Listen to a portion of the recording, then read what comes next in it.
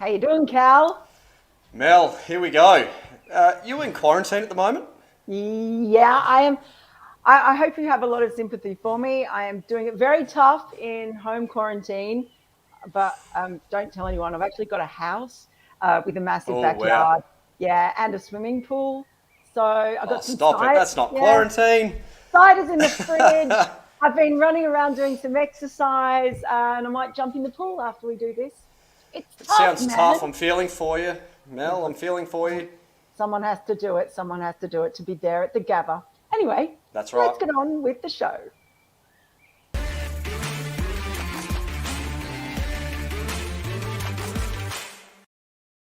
Hello, everyone, and welcome to Timed Out for Sporting News with me here in quarantine and Cal at home. But I'm in home Just at quarantine. home. Yeah. Just at home. Just Just at at home. home. Yeah. Uh, yeah, we always say this. Cal, what a week. We do. We do. It's been a familiar theme that we've just had more topics than you could poke a stick at, but there's been some really hairy stuff going on in the world of cricket recently, hasn't there? There certainly has now. And by the way, if you're at home and you want to, if you're at your home as opposed to home quarantine, and you want to drop us a question or a comment, please just put it into the chat, the live chat, and we'll try to get to it if we can. We've got a lot to go to. Hello to Tree on phone, who's there already, He's and back. obviously, yeah, back and excited. Yeah, so it's just been a week. Let's get straight into it, shall we? Because there's a lot. There's a lot. We may as well There get started is. into the difficult thing. Cricket Australia in a world of pain. Yes, Tim Paine has resigned as captain. Loads has been unfolding on this. The latest one has just happened just before we've come on air, and Cricket Tasmania has released quite an extraordinary statement, pretty much slamming the Cricket Australia board for not supporting Tim Paine. And they say, Cricket Tasmania say that they stand by the results of the independent inquiry that cleared Tim Paine of any breach of the code of conduct. A reminder, Cricket Australia's investigation at the time also cleared Tim Paine under the Cricket Australia Code of Conduct, but it was swept under the rug. It's now come out. It's all imploded. And what do you make of it, Cal? Oh, it's just so messy, isn't it?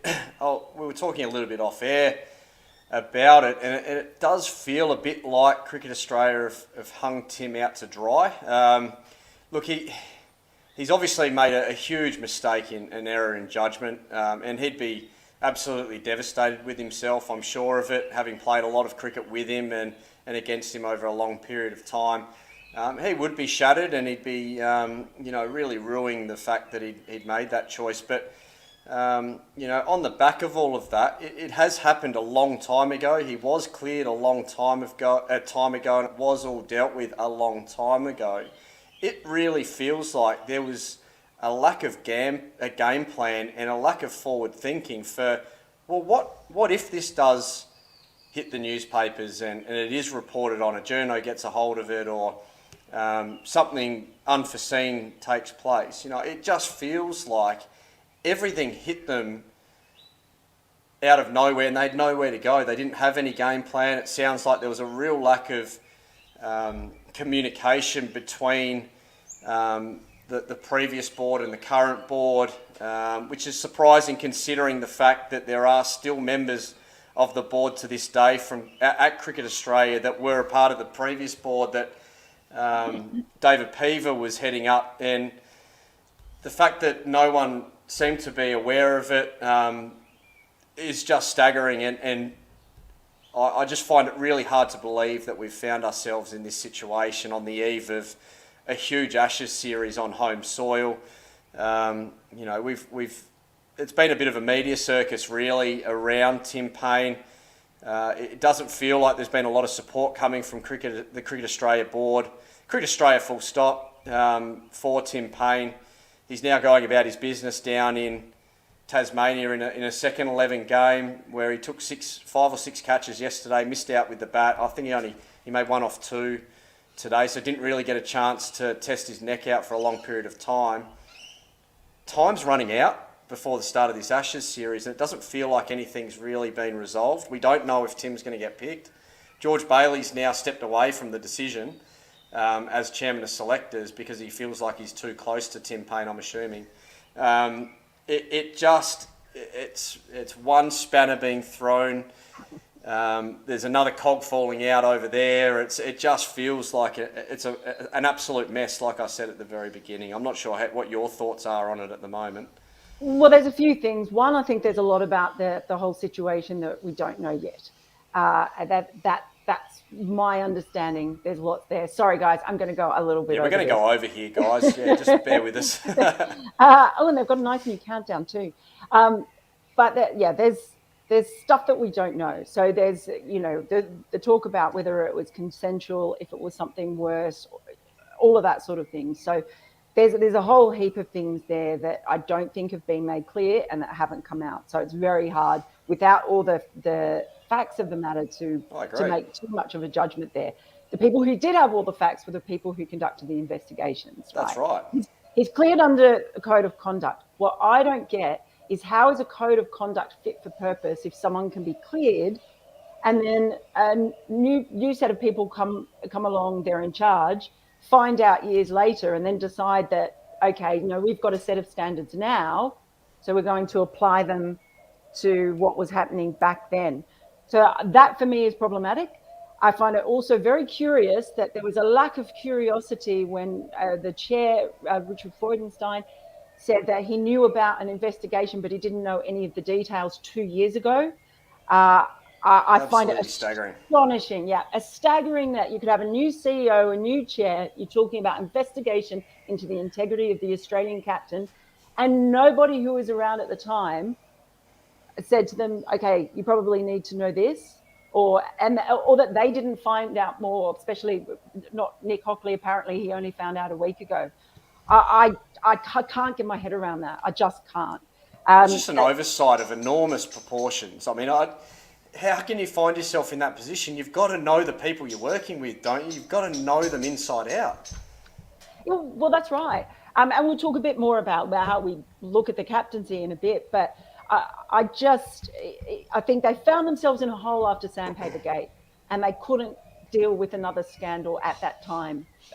Maybe they felt that Australian cricket couldn't survive it.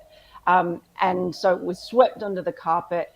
But as always happens, they always say the cover-up is worse than the crime. And that's exactly sort of how it's come out now. And Tim Paine, he's said this has been like a ticking bomb for him. He's known that it might come out at any one time. So, I mean, I just can't see how it helps, and there has to be more transparency if you don't want these things to come up. That's sort of my point. Yeah, I 100% agree. Again, it comes down to communication, and we know that Cricket Australia have had issues with communication across their entire organisation in the past. It's really disappointing that they found themselves in this position, and I just feel for Tim Paine's family. Bonnie having to go through all of this, being dragged to the surface again, and it must be horrible for her, and without knowing enough details as well, I don't really know how to feel with regards to the woman involved. We just don't know enough detail, Mel, do we really? It sounds as if it was something that wasn't welcome, so clearly it's got to be painful for her that it's all coming to the surface and being so public. Again, though, I don't know enough details, but it's just so disappointing that it's been so poorly planned for. You've got to be prepared for all circumstances, and clearly Cricket Australia in this scenario just weren't, and it's just disappointing that it's all come so close to such a wonderful event in the Ashes. It's just taking away from the whole wonderful spectacle of the Ashes. No, mate, I'm pining for the innocent days when there was a friendly meeting of foreigners in the Avenue in Perth between Johnny Bairstow and Cameron Bancroft. Oh, for those sweet innocent days when that was the biggest scandal before a Gabba test. Oh, yeah. Unbelievable. But, anyway. Something from 3-4 years ago. It's just unbelievable. Let's pick up again. Okay, guys, sorry about, you can bring in the duck noise now. Thank you. Nicely done. Okay. Very generous duck. Yes, very generous duck today. Time for our next topic, which I know I can see some of you asking. Captain's call. I can see Samath Joshi asking, who do you guys think should be next captain for Australia? I also see Jenny Lynn Goldner saying, bloody media, leave him alone. That's on Paine. I can understand that sentiment.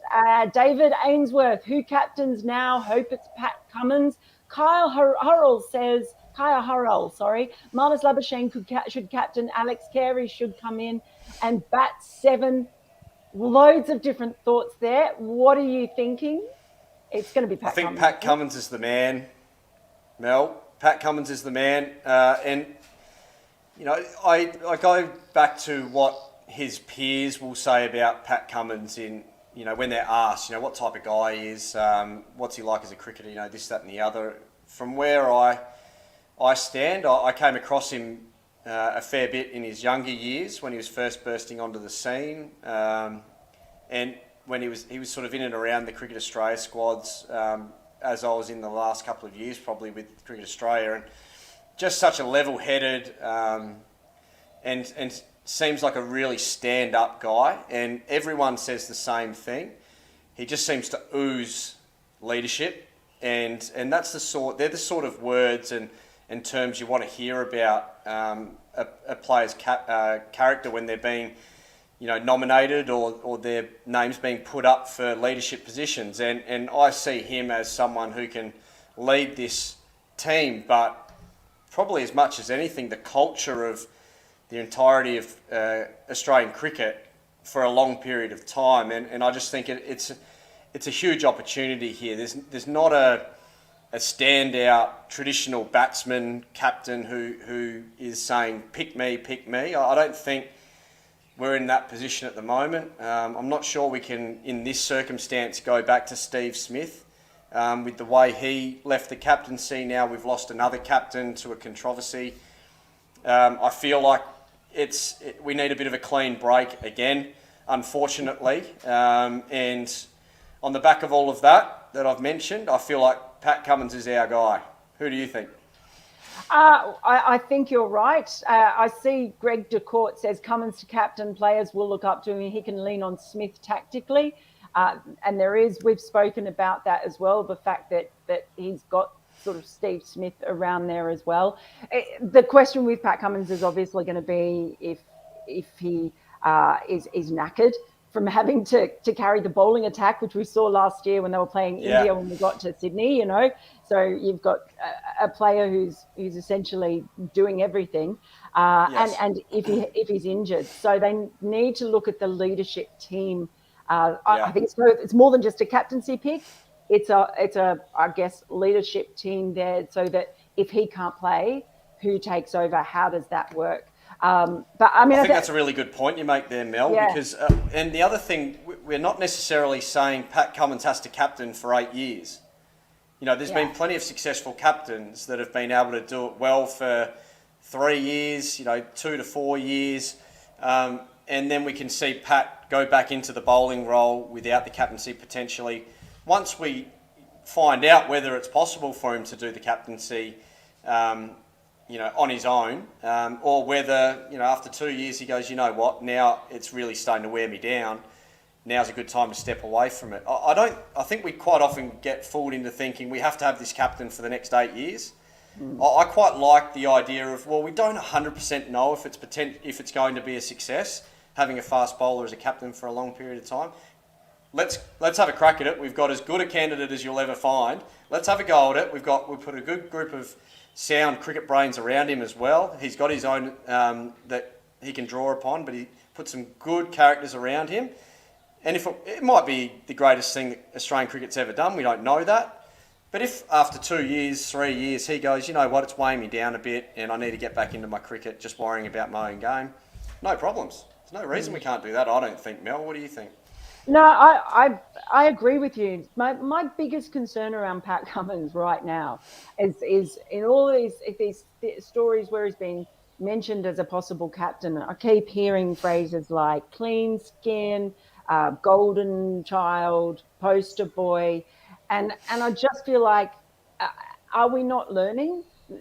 Australian cricket has this obsession with holding their captains up to be like saints. You know, that old joke about being the second most important job after being the prime minister has kind of got into the psyche a bit. And you know, that's not saying that captains haven't done something wrong, but in this day and age, would Ricky Ponting, having got a black eye at the bourbon and beefsteak, would he ever become captain? Do you know? It's. I know what you're saying, and I 100% hope they're all thinking that way. That, you know, Ricky Ponting had a few issues in his younger years, but turned out to be one of our greatest ever captains. I hope they're still remembering that. But I do feel like we right now need a guy like Pat Cummins. I feel like Steve Smith, you know, if Paine went on for another year and there was no issues and everything was looked upon favourably since Cape Town in that period of time, we could go to Steve and there wouldn't be too many issues. This has been a pretty significant issue, and I worry that if we went back to Steve, there'd almost be the forgotten period where it seemed like Australia had really got their baggage together and everything was back on track. So, I think that's why Pat's a good fit for me. Yeah, I agree with you that he is, but I guess I'm more worried just about. I'm not worried about Pat being a captain. I'm just worried about him being set up for a fall, and I think it's Australian cricket that has to look at ourselves, and I include that in me in the way that I write or talk about people as well. But you know, we set them up as holier than thou. And nobody is that. I know they say, you know, standard has to be incredibly, incredibly high. We've got to be careful that we don't set the standard so high that no normal human being could ever reach it, because... Or want to be captain on the back of that. You know, what's going to happen if they do name me? I mean, how far back are they going to go trying to dredge up my skeletons? I mean, you need it to be, you know, an attainable goal for people. Otherwise, you're just not going to have any candidates. Well, unless you basically decide who's going to be the captain in another 30 years, and you bring them out of the test tube and you raise them to live a perfect life and don't ever let them on social media. And then if they happen to be good at cricket, they can be the Australian cricket captain.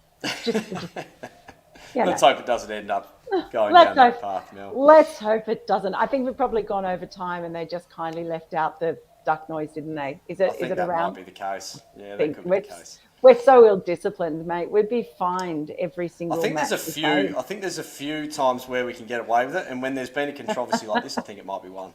Yeah, okay, yeah. We would, though. We'd be fined for slow over eights all the time. So I can see people were having lots of... I can see a comment by Greg DeCourt, hope CA have searched through all players' social media before naming the captain. That kind of really says it all. Very social good point. media, right? Don't have a bar of it. Okay, let's bring up our next topic then, shall we? And that is, while all this has been happening, England started off with a huge, you know, crisis surrounding England cricket, which is still there, which is still going on. And I think they came out to Australia expecting that it was going to be really difficult for them to deal with out here. But what's ended up happening is Australian cricket has blown up deluxe, as they say, and they're just quietly sort of getting on with it. Now, I'm sure things will come up again, and especially once the English media are here as well, that there'll be probably more of a focus on that. But they're just happily getting underway with their first warm-up game today. Yeah, they are, aren't they? It's have you seen any scores, Mel? I was checking before. Unfortunately, it was really annoying. I was talking to the media manager, and the game is not being streamed, which is I've been trying to find it all day. Frustrating. I think the ECB might have had scores somewhere. So tell me what you think. Tell me what you think, and I'll see if I can find out. Yeah, look, I just think that this is the greatest thing that could have possibly happened for Joe Root and his mates since they came across to the great southern land. It's a position that they wouldn't have thought they'd find themselves in, under the radar, not too much attention on them as they go into their first internal trial of the tour, just being able to go about their business.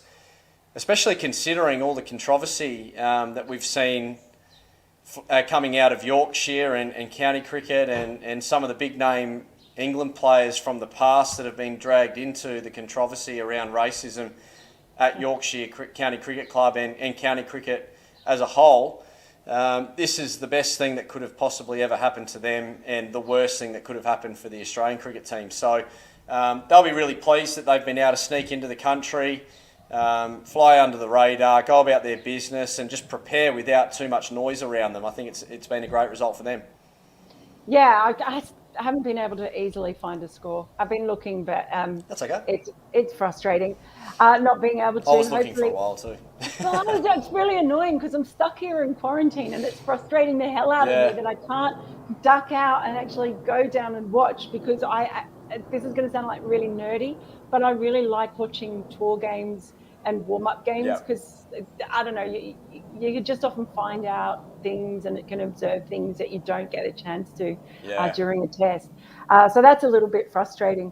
But yeah, it will ramp up a bit, I think, and there'll be a lot more scrutiny in the coming days. I think we'll start to see more coming out of the ECB after they've had the hotline. They've had apparently more than 1,000 calls to the hotline that they've set up. So that in itself is a bit of a concern. I think there's a lot more to come out about everything that's going to be really quite ugly. I don't know how much of that will get inside the team here. I think that they will try and shut themselves off from all of that as much as possible and just try to focus on the match at hand. So that's how I think they're going to approach it. And it's tricky because, you know, Joe Root's expected to be at the public face of cricket. So to actually come out and say things. And the fact that he's actually from Yorkshire is just it's the worst possible situation. Yeah, so it'll be interesting to just see how they handle that, but I suspect we'll see something come out of the ECB first quite soon, from someone in a sort of high level position to take some of the heat away from the players, and then we might start to see the players speak, and they'll want to just be focusing on the cricket, I imagine. But yeah, it's wild. Samar Joshi says, with Stokes back in the squad, does England look like a good squad now? They certainly look like a better squad. That's certainly what I'd say. And I think he's going to be testing himself very much so in these warm-up games. So he's playing both. Not all of them can play both. They're in separate groups because of the World Cup. But yeah, I think for them, this will just be kind of a decent preparation. There you go. Yeah, I think so too. I think that the best thing, you know, he's added plenty to their squad, but I think it's going to be a long tour for the England team. I've got no doubt about that. Oh yes, I do too. Sorry, go guys. We're on time there. There we go. We're better then. Oh yeah. Okay, next topic up. Lara, it's a busy week, and I know you've been absolutely outstanding there on commentary. On the you too, Mel. You too. Oh, back at you, Cal. It's been good fun. It's been a great tournament so far, hasn't it? Really, just the standard of. I've been looking at the standard of various aspects of the game, and like some of the seam bowling we've seen, some of the magic balls that we've seen from the seamers, some of the spinners who are now really turning the ball rather than being slower bowlers, and of course some of the batting as just all round, it's been really good. And I think the standard from where they started 7 years ago is just it's through the roof, isn't it? Really? Yeah. It's through the roof. But here we are. So we know the Perth Scorchers are going to be in the final, and tough to beat, as always, especially if it comes to a super over. But, you were talking about the Strikers being on the march. They've made the playoff stages, but they're going to have to take the long route through the Brisbane Heat and the Melbourne Renegades to get a crack at the Scorchers in the final. What do you think about these matches coming up? Oh, look at that. There's a nice little graphic. Yeah, so beautiful, great the Eliminator. Graphic. Yeah, the Heat and the Strikers first up. I imagine, are you going to be backing the Strikers? Yeah, I am. And they really did put the Heat to the sword in their last contest. Look, I feel like that 8-wicket win they had in Mackay will be fresh in both teams' minds. I think they restricted the Heat to 94, 7 for 94, and then chased them down 2 down in 16 overs. I think the Heat, I just don't think they're going to quite be able to match the Strikers for class across the board. And I'm not reading too much into the Strikers last game. They batted beautifully and were able to get to 175, 3 down. Madeline Penner was able to get some good time in the middle, and didn't she look destructive? I'd managed to see a fair bit of that actually when I was throwing balls to her with those dog sticks that you've got these days to throw them a bit quicker, and she was pummeling me everywhere. And I thought, oh wow, okay, she's seeing the ball all right. Well, she's certainly doing that. She absolutely hammered the Stars bowlers everywhere, and along with Katie Mack, who I've mentioned a few times through the tournament, they looked in great touch. So Tylee McGrath dropped herself down the order, wasn't even required. They made 175, and they left Darcy Brown out for the game, and it probably hurt him a little bit, but it's really the first time in a while that Meg Lanning and Elise Villani have gotten away. So, two of the best players in the format in the country, no doubt about it, if not the world. Made light work of the 175, but I'm not reading too much into that. The Strikers looking good touch, and I think they're going to be far too good against the Heat. And if they win that, I can't see the Renegades beating them, and then it's on for young and old over at the Optus Stadium. Okay, so I have called you Cal Stradamus before. So you're predicting a Perth Scorchers versus Strikers final. That's the one. Yep, right there. Okay. Put it in your book. All I'm gonna add to that is that I believe the dog thrower thing it's come on. Call it what it is. It's called a wanger. It's a wanger. We all know it's a wanger. We all know. And it's a real art form, the wanger. I know that. It is. I'm improving. Yeah. You're improving? Good. Justin Langer is terrible. I've seen him. I've seen the players almost like go, nah, mate, take it away from me. Look, thank you for all of the comments coming in, by the way. Yeah, we really, really do appreciate them. We have been going for quite a while. We just want to quickly mention some. So these two we'll go through in quick time. Just we wanted to mention them because it's a big world of cricket. And Pakistan, they're just carrying on, aren't they? It wasn't a one-off. The World Cup may have been just the spark that they needed to go on a bit of a golden run. Yeah, look, they're becoming a very consistent team, aren't they? And, I look at their side and it's a really nicely balanced team. They've got some real superstar young players coming through who are having the time of their lives at the moment. I think of Shaheen Shah Afridi. He comes straight to mind because he's just such an eccentric character. I really enjoyed playing with him over at the PSL. You've also got Ralph there and, a number of other young players who are really lighting it up. Babar Azam, obviously, he's quite a young captain and a guy that's got a long career ahead of him. But they've just continued to get the ball rolling early in games, whether it's with the ball or the bat. Their opening bowlers seem to always get the team off to a flyer, and then the batting, well, it's just so rock solid. Mohammad Rizwan, who we talked about, playing just about on his deathbed towards the back end of that World Cup, he just keeps producing, and they're 3-0 up against Bangladesh again. Like, it just keeps getting better and better, and they're not easy conditions in Bangladesh. So it's been very impressive to see them continue on. And another team that is doing incredibly well, even though it's only the start, and West Indies, I think, were putting up a bit more of a fight when play began. Sri Lanka. Sri Lanka doing well, and again, I mean, different format, of course, but they were a side who's some young players, some of the young Sri Lankans really impressing as they came. So now Mickey Arthur on his way to Derbyshire, but Sri Lanka just does look like they're producing some terrific young talent at the moment all over the West Indies.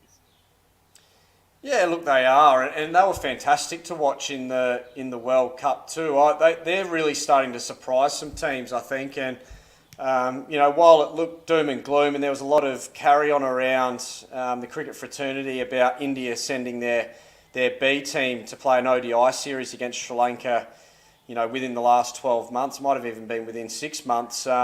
Since that moment, they've really started to come along, and it's been great viewing because they are, they've got a lot of flair about them, the young players there in Sri Lanka, and whilst there is a fair bit of that flair, and youth, it was great to see Dimoth Karunaratne come to the party and really put a big score on the board first up and leading the charge for the team. So hopefully the young players will continue to jump on the back of some of their more senior players, and they'll keep surprising. But the West Indies, it goes from bad to worse for them at the moment. It was a really horrible World Cup farewell for a lot of their superstars. I think everyone was a bit hopeful that they'd bounce back in this series and it'd be a good series, but that wasn't a good start for them on day 1 and 2. So I think they've got a fair bit of work to do to try and turn the tide, because they're not producing much at the moment, unfortunately. Yeah, and I guess it gets pretty disheartening when it's happening across multiple formats as well. It starts to feel like you're losing everything. Okay, you can play the duck sound, guys. Sorry, because we did. Is it coming? I don't know. We just thought we'd go through those last ones quickly. Maybe it's not. I think we've beaten that one by a long way. We've beaten that one, yeah. Really quickly. There it is. We were due. Wow. All right. I heard you the first time. Thanks so much, Cal. It's been a huge week and so much to talk about, but great to talk to you as it always is. Thanks to everyone who has dropped us comments and asked questions. We really appreciate it. So do make sure you give us a subscribe, give us a like, and do watch out for our next episode. We're going to be talking. When we talk next, I'm still going to be in quarantine, but maybe we'll know. Yeah, well, is it really a quarantine? Is what the people are asking from what you've described earlier. All I can say is it stopped raining, so I'm about to go and jump in the pool. But, half your luck. Tough life. It's a tough life. But whatever you're doing this week, enjoy it. And hopefully we can have some time away from scandals and just enjoy watching some cricket on the TV. Wouldn't that be nice? That'd be nice, wouldn't it? Yeah, especially with the WBBL finals. That's right. Let's see if Calstradamus is correct yet again. We'll find out. Okay, we'll see you next week, guys. Take care. Have a great week, and we will see you soon. Bye-bye. Bye, everyone. See ya.